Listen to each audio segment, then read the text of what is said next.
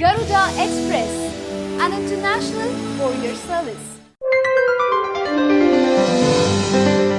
భారత రైల్వే ప్రయాణికులకు ఒక చక్కటి ఆఫర్ ఇస్తుంది.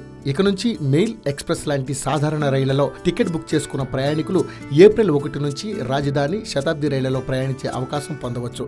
రైల్వే శాఖ కొత్తగా ప్రవేశపెడుతున్న ఈ పథకం ప్రకారం నిరీక్షణ జాబితాలో ఉన్న ప్రయాణికులకు అదే మార్గం గుండా వెళ్తున్న తరువాతి ప్రత్యామ్నాయ రైళ్లలో బెర్తులు ఇస్తారు.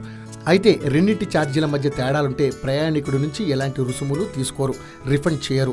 వికల్పంగా పిలిచే ఈ సదుపాయాన్ని ఉపయోగించుకోవాలంటే టికెట్ బుక్ చేసుకునే సమయంలోనే ప్రయాణికుడు ఈ ఆప్షన్ ఎంచుకోవాలి. ప్రత్యామ్నాయ రైలులో సీటు ఖరారైన తర్వాత అతని మొబైల్కు సందేశం వస్తుంది.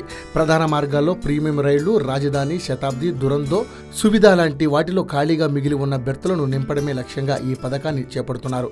ఈ పథకం ప్రయాణికుల అనుకూల చర్య అని నిరీక్షణ జాబితాలో ఉన్న వారికి సీటు ఖరారు చేయడంతో పాటు అందుబాటులో ఉన్న బెర్తులను సద్వినియోగం చేసుకోవాలనే జంట లక్ష్యాలు దీంతో నెరవేరుతాయని రైల్వే శాఖ సీనియర్ అధికారి ఒకరు అభిప్రాయపడ్డారు.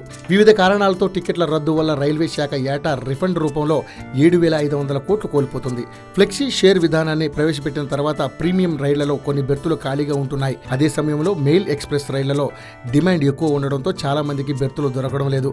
Delhi to Lucknow, Delhi to Jammu, Delhi to Mumbai లాంటి మార్గాల్లో నవంబర్ 1 నుంచి ఈ విధానాన్ని అమలు చేస్తున్నారు. హాయ్ యోయో వ్యూవర్స్, సబ్స్క్రైబ్ చేసేటప్పుడు అక్కడ ఉండే గంట సింబల్ను ప్రెస్ చేయడం మర్చిపోవద్దు.